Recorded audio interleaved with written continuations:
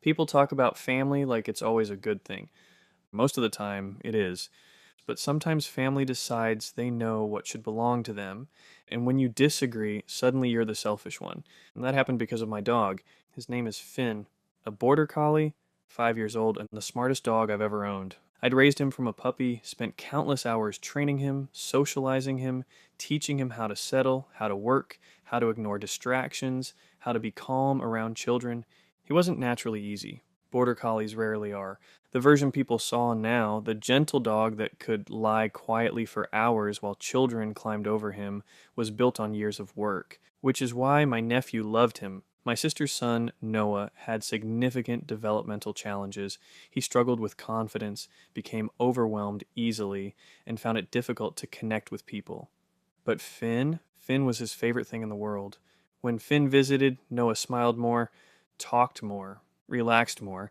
Even his therapist commented on it. I understood why. Finn was patient, steady, predictable. Everything Noah needed. So when my sister Emily started talking about getting a dog for Noah, I thought it was a fantastic idea. I offered advice, recommended breeders, explained what to look for, offered to help train the puppy. I thought everyone was on the same page. Then my mother opened her mouth. Why doesn't Noah just have Finn? The room went quiet and I laughed. Nobody else did. My sister looked directly at me. I mean, it would make sense. I honestly thought she was joking. She wasn't. He's already bonded to Noah, she continued. I stared at her. He's bonded to me. My mother rolled her eyes.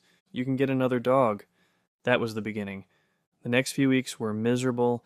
Every family gathering became an argument. Every phone call became a guilt trip. My mother called me selfish. My aunt called me selfish. My cousin called me selfish. Even Emily joined in. If you really cared about Noah, that sentence got used a lot. Nobody offered to buy me another puppy. Nobody offered to spend years training one. Nobody acknowledged what they were asking, and they acted as if Finn was a bicycle I wasn't using, not a living creature I'd built a relationship with. One afternoon, Emily came over specifically to discuss it, and she sat at my kitchen table while Finn slept beside my chair. You know how much he helps Noah? I do. So why won't you do this one thing? I looked at her. Because he's my dog. She shook her head. That's selfish. I remember looking down at Finn. He opened one eye and then went back to sleep. Completely trusting, completely unaware people were arguing over who should own him. That was the moment something snapped inside me. Not anger, disappointment, because I realized they didn't see him as a dog. They saw him as a solution, a tool, something they were entitled to. After that conversation, I stopped attending family dinners, then birthdays, then Christmas. I still spoke to them occasionally, but less and less. Every interaction seemed to come back to Finn, so eventually I stopped giving them opportunities. Life became quieter. Honestly, it became better. About 8 months later, I heard through another relative that Emily had finally gotten a dog, a border collie puppy. I was relieved. At least Noah would have his own dog. Then I learned where she'd gotten it. A backyard breeder, no health testing, no temperament testing, no support, just the cheapest puppy available, the exact thing I'd warned her against. Apparently she'd decided all border collies were naturally like Finn, as though they came pre-installed that way. I knew immediately how this was going to end. The knock came on a Saturday morning. I opened the door and found my mother and Emily standing there. Between them sat a black and white border collie puppy.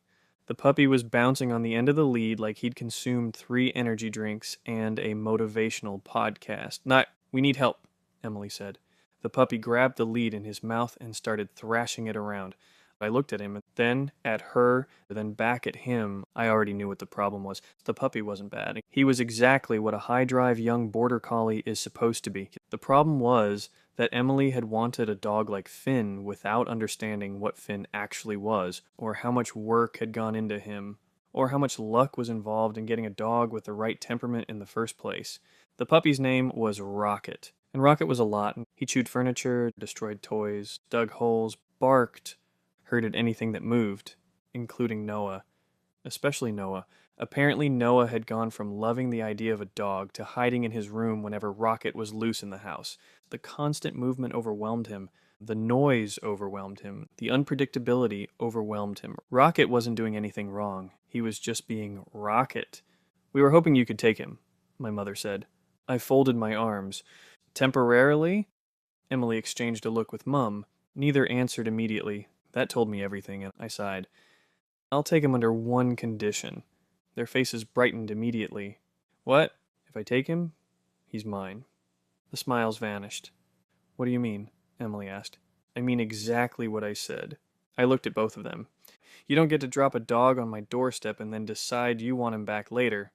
Emily started to protest. I raised a hand. And one more thing. They both went quiet. If I take Rocket, nobody ever asks me for Finn again. Neither of them spoke, because we all knew where this started. Months of pressure, months of guilt, months of being told I was selfish because I wouldn't hand over my dog. I wasn't doing that again. Ever. Finally, Emily nodded. Fine. Fine, Mom echoed. I got it in writing. Then I took Rocket inside. Rocket turned out to be exactly what I expected. Brilliant, athletic, intense, exhausting. He learned quickly, but he also needed constant structure, constant exercise, constant mental stimulation. Finn helped enormously. Rocket adored him.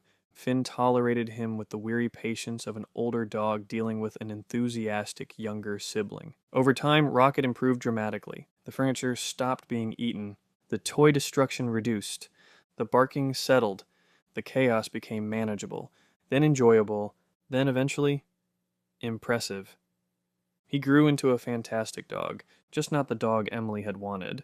That's the thing people don't always understand. Training can bring out the best version of a dog, but it doesn't completely change who they are. Rocket was never going to become Finn. He was never going to be the kind of dog that quietly lay beside Noah for hours. He wasn't built for that. Even as an adult, he wanted movement, activity, tasks, adventure. He had patience compared to when he was a puppy, but compared to Finn, not even close. The funny part was that once Rocket was trained, Noah actually liked him. In small doses, he enjoyed watching him play, enjoyed throwing toys for him, and enjoyed seeing him race around the paddocks. But after half an hour, Noah was usually ready for a break. Rocket was simply too much dog for him, and that was okay. Not every dog has to fit every person. A year later, Emily admitted something I never expected to hear. We're not really dog people. I nearly laughed. After everything that had happened, it was probably the most self-aware thing she'd ever said. Instead of trying another dog, they got Noah a cat. A quiet, gentle rescue cat who spent most of its time sleeping on windowsills and accepting cuddles. To everyone's surprise, it was a perfect fit. Noah adored her. The cat adored Noah. And there were no destroyed toys, chewed furniture, or holes dug through the garden. These days, Noah still spends time with Finn. When I visit, Finn settles beside him exactly like he always did. Rocket usually spends the visit doing laps around the yard, trying to convince someone to throw a ball. Both dogs are happy. Noah is happy. And I sometimes think about how close my family came to making a huge mistake. And they thought the answer was taking my dog. What they actually needed was to find the right animal for the right home. That's a lesson that applies to more than dogs. And fortunately, everyone learned it before Rocket found another sofa to destroy.